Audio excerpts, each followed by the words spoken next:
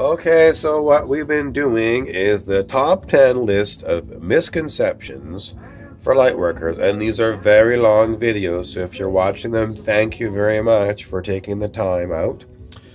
Okay, so I'm listening to Graceland, Paul Simon. I have to turn it off because they're going to get me for copyright infringement.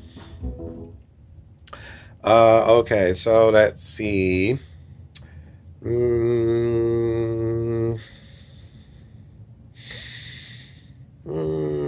Okay, well that's one I wasn't going to do right away, but I've done this one before in other videos. Copyright. If you're a light worker and you're copywriting your stuff, uh,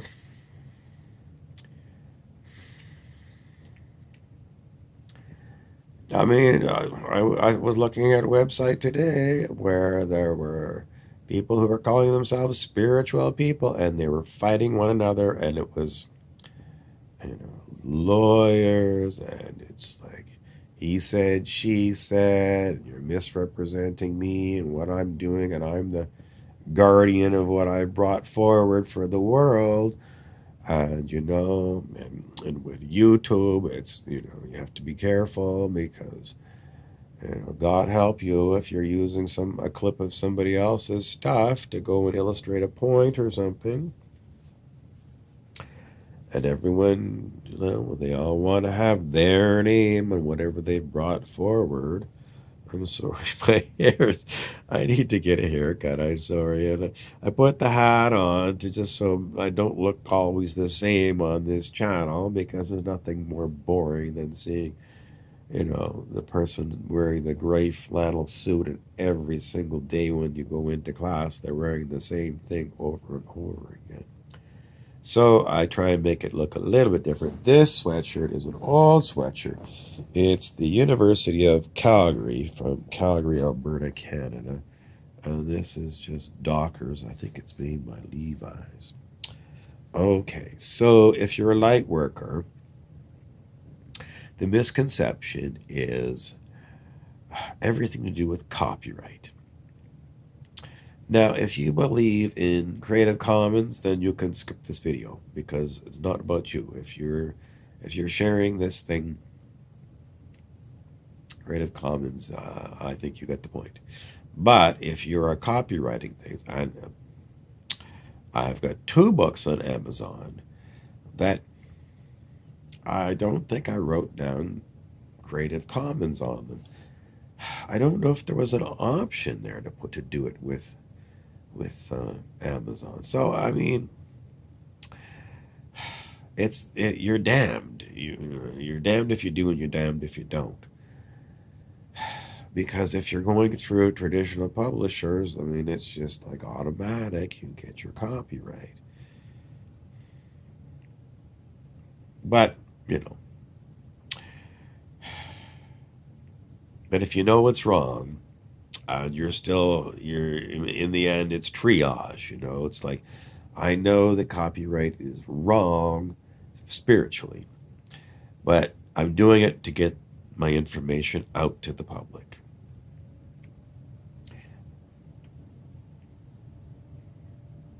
I think you've mitigated your bad karma on this. Okay, so we need to look at the reason why copyright itself it's not light, it's dark.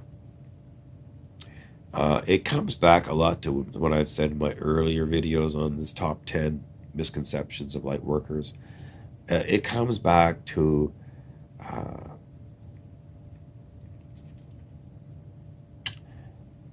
the idea that you are the originator of the ideas that you put down on paper, or the courses that you are charging people to take.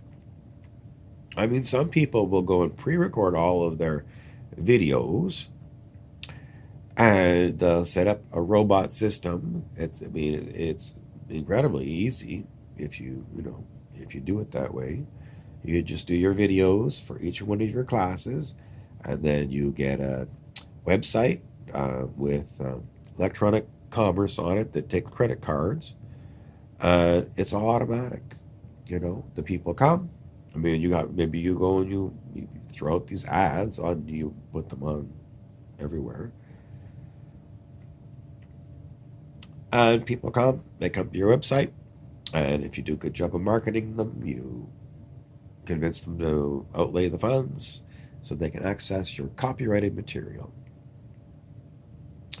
And you don't have to be there. You can be sitting on the beach in Hawaii, and the website, the electronic commerce computer system, software system will do all the work for you. And you've pre-recorded these videos that get played over and over again for the people that are coming in. It's a cash cow. Okay? All right? So if you're a capitalist, it's fantastic. It's fantastic. Because you don't have to go and interact with the people.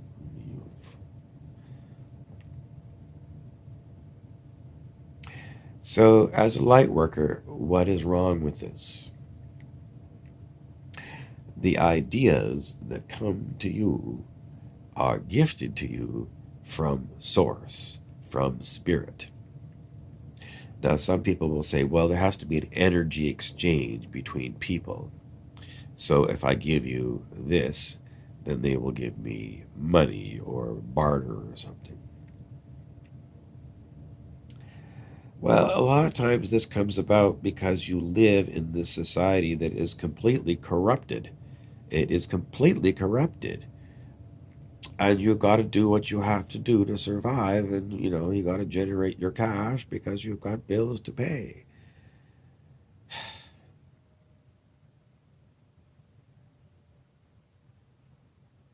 But if you know in truth that you were gifted with what you got, you were gifted, and everything that's here was gifted by spirit, by source, by by the universe. It was all gifted. Did you pay the universe to get these ideas in your head? Oh, maybe you say, well, I got these ideas because I went to a seminar for T. Harv Eker. That one showed up again today, the Millionaire Mind guy. I paid T. Harv Eker, and I saw him in Anaheim, and I jotted down all these things. He's still doing it. How wealthy do you need to be, T. Harv? He's one of these ones that is just constantly teaching capitalism but calling it spiritual. It's not spiritual. But he'll say, "Oh, it's a spiritual flaw to think that money is evil because money is just symbolic of energy or something." It's like they'll twist it. It's corrupt. It's corrupt. You're profiting off of the stuff that was gifted to you by the universe, and you're living in a corrupt society. It's so corrupt. It's so corrupt it's beyond belief. So anyway, I'm sorry I had to pick on T. Harv. If you're a T. Harv Eker fan, well, I'm telling you, if you're a light worker and you think T. Harv Eker is a light worker, he's not. He is not. He charges a fortune for his seminars, and he makes you all feel good. And you'll play off. He played off some song at the end to make everyone cry. That's what they do, is they play on your emotions, okay? And if you feel like you're crying and then you're getting some spiritual experience, no, it's the emotional wave. The Hooded Sage, Chris Krebschick, talks about the emotional wave, and if you're feeling emotional wave, you're getting pulled along. And marketers do this,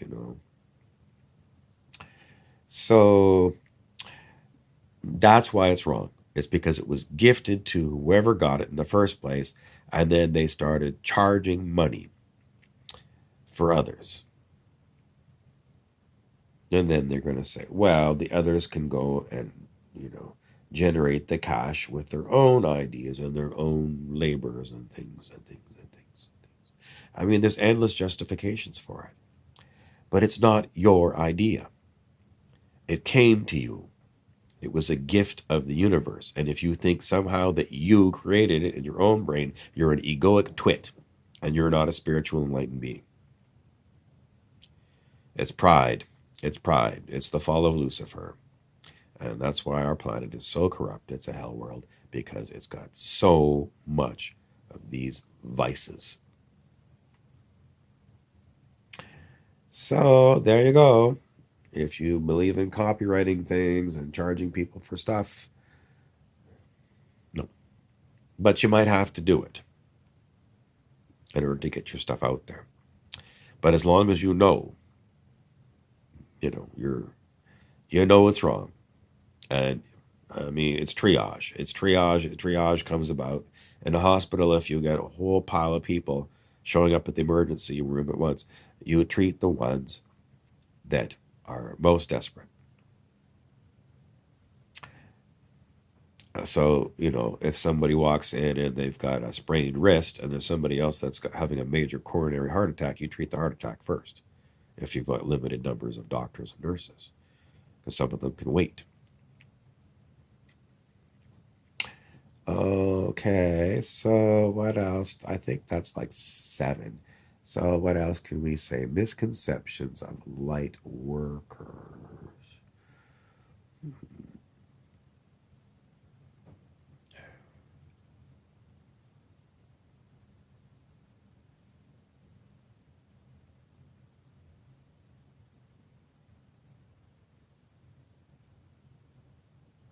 Oh, I know. One of my pet peeves. Nesara. Nesara. Or it's been renamed Gisara. It's changed the N to a G. This is people who are heavily into the astral. And they're talking to beings that say they are extraterrestrial. And they're going to come here to help change Earth. And what they're going to do is implement Nasara, National Economic Stabilization and Recovery Act. And they say it was secretly done by Congress and never announced to the public. And this is like, oh God, it goes back so many years. It must be the first time I saw it must have been a dozen years ago. But they're still harping on this Jasara. If you're a lightworker and you think Dasara is somehow a spiritual solution to the world, well, you don't understand economics, number one. It's not a spiritual solution. I'm sorry if you think it's something that's coming from wisdom or something. It's insane. So basically, with Nasara and different varieties of it, I don't know what the G stands for anymore when they change it from Nasara to Jisara. It's basically everyone's debts get canceled and everyone gets maybe a sliding scale, but basically like $400,000.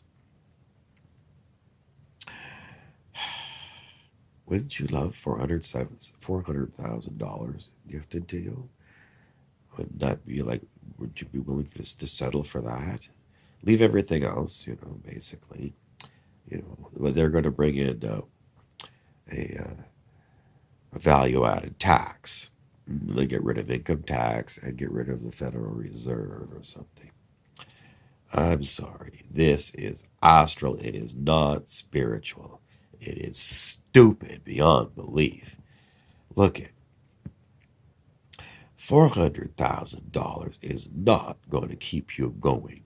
What's going to happen is if you issue that much money to this many people all over the planet, it's called inflation because you got more dollars chasing the same number of goods, especially if it's housing. Housing prices are just going to go up and suck all that money.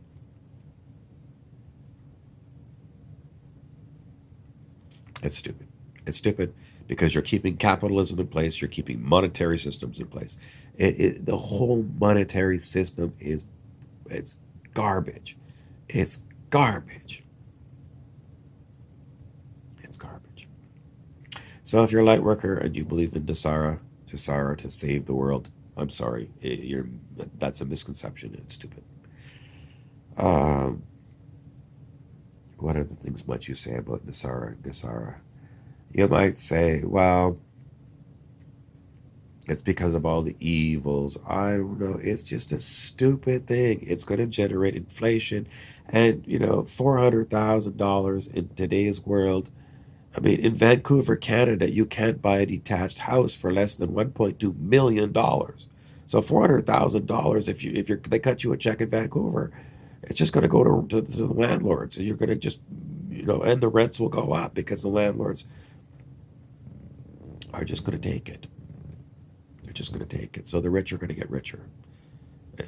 So it's a stupid thing. It's stupid. It's a non-starter. Okay, so let's call that number 8.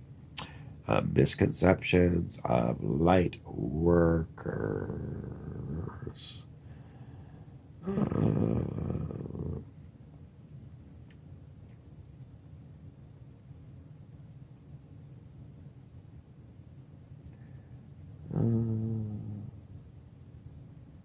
don't know. Maybe I got to 8.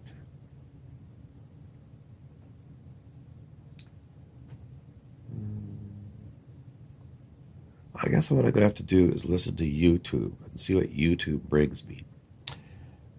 They often bring me stuff about the horrors of the reptilians. Okay, and I know on our channel we talk a lot about these kind of extraterrestrials, the reptilian Draco, the Nordic aliens and stuff. If you're a light worker and you think that a reptilian is evil, it's no different than being a racist. It's no different. You're a speciesist. And even if they're represented as being the height of demonic evil, you're a racist. It's racism. Because you are grouping some being by the outside covering of its avatar.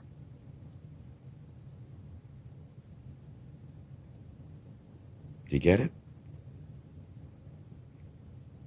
So, if you have a whole pile of Ferengi in Star Trek and they're all capitalism and they're all about making money, you cannot assume that there is not one Ferengi in the whole universe who is revolted against that. And if you judge that all the Ferengis, well, if you see them all playing the capitalist game, well, you're looking at them individually. And maybe you're going to interview them and say, why are you doing it this way? And you can look at the character of that individual Ferengi, that individual reptilian. But if you say all of them are like this, you're a racist. And we already know that that is not spiritual. Okay, so there's your number. What is it, 8 or 9? What else? What else? What else?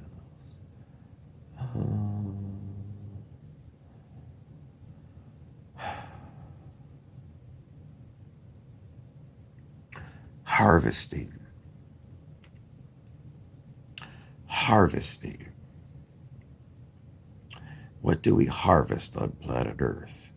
We harvest fish out of the oceans. We harvest crops on the farms. We harvest the farm animals.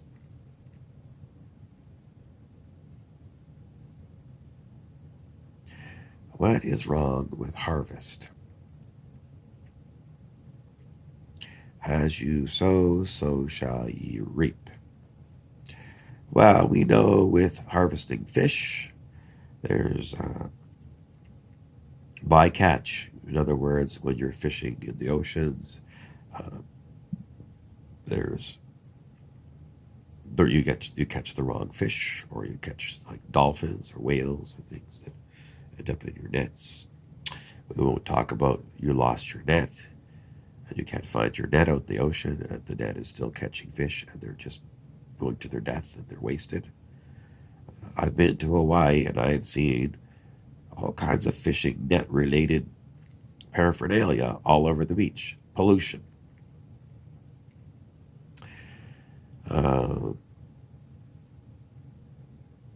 Harvesting. Human resources departments harvesting the intelligence and the labor of humans. Harvesting. Well, is there a moral issue to it?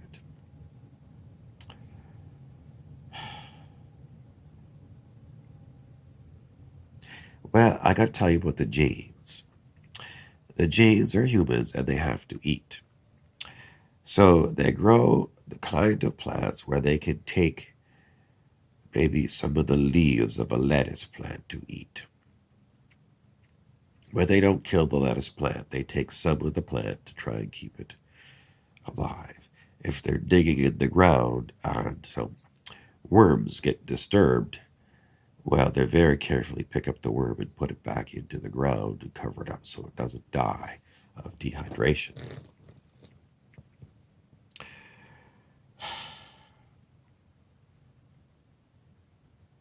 Well, are they way showers? Yes. Is it hard to follow a Jade? Oh my God, that is really hard. They're setting the bar really hard for us. But keep them in your back of your mind. Because if you're trying to change from the system that we're operating under now, and you're going to look at all these plants and animals as being beings that belong on the planet, and they're not put here by God for you to harvest, until you get to a higher level of consciousness where you're not in a human body and you can live direct from chi or mana, whatever that kind of energy is, you got to be very careful.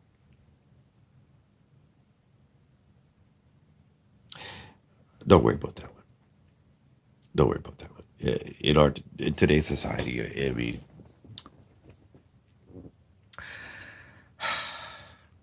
you know, save the whales and whatever, but who is really trying to save the whales? Who are you giving your money to? Some middleman, and what are they really doing with it? They're creating propaganda, save the whale, but are they really saving the whales? Japan,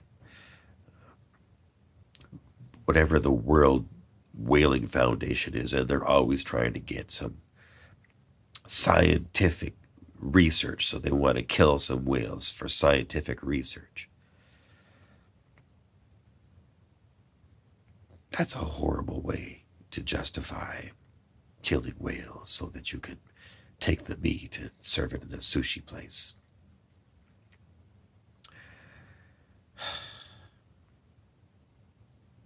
Am I like being specious and saying, well, it's okay, because maybe we do it with a tuna. Tuna's not as smart. Just put it in the back of your mind.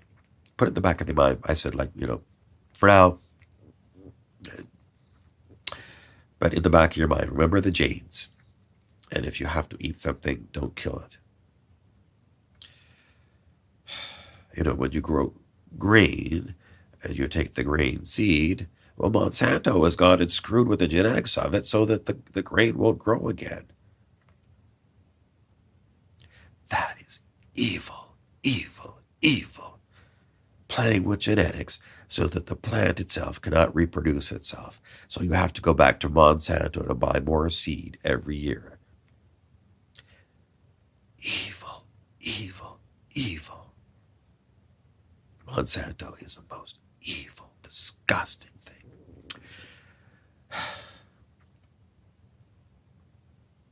But as a light worker, most people know about this stuff. Is all genetically modified food evil? I don't think so.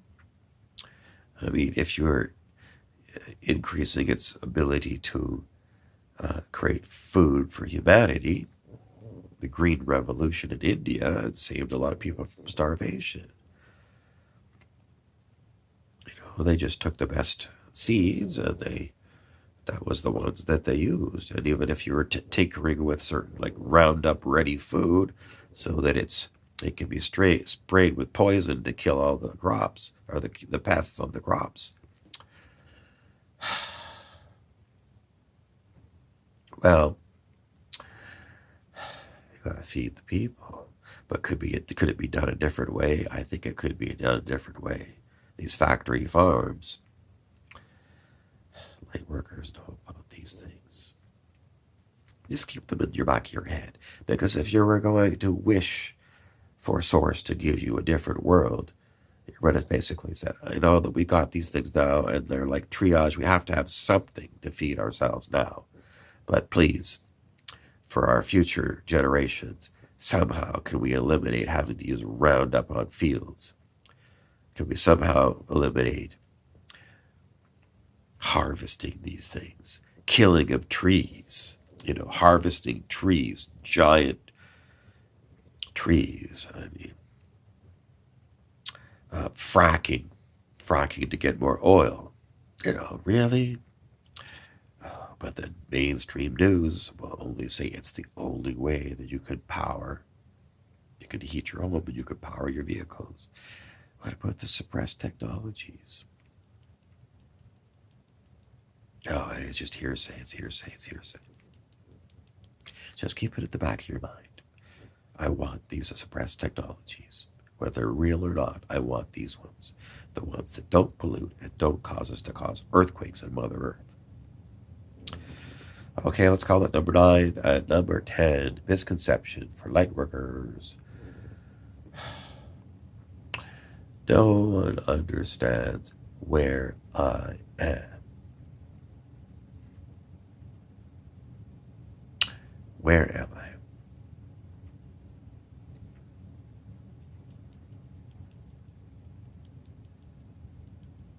I'm not going to leave you in lurch with this one, because there is so much stuff that talks about we're living in a computer simulation, and we've got fake suns, and we've got fake moons, and we've got holographic projections in the sky, and we're living in a tesseract, or we're living in a torus, or we're living on a flat earth, or a round earth, or there's an inner earth.